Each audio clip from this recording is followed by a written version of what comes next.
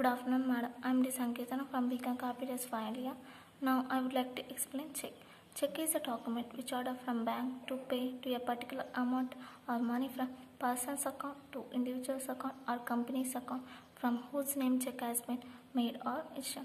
If check is utilized to save, secure, and convenient to the payment.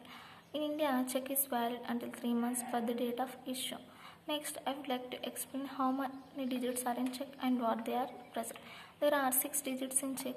Bottom of left hand corner of the check, it is a check number. I will show the check. It is a check number.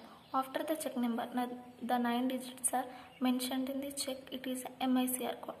MICR means magnetic ink character recognition. That MICR code indicates this makes the clearance of check from easier to the banker.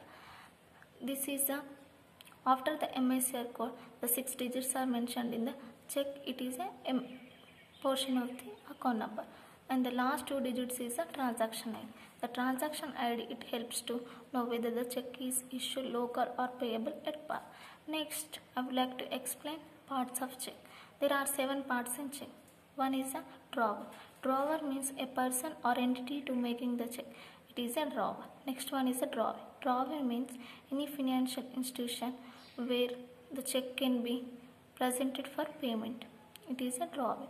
And the third one is a pay. Pay means a person who getting the payment mentioned in the amount in the check. It is a pay. And the fourth one is a date of issue. Date of issue means on which date the drawer will be issued the payee. It is a date of issue. And the fifth one is amount of currency. Amount of currency means on how much amount they will be issued to the payee. It is the amount of currency. And the sixth one is a signature. Signature means the drawer can sign the check. On that time the check will be valid. And the seventh one is machine readable routing and account information. Thank you, madam.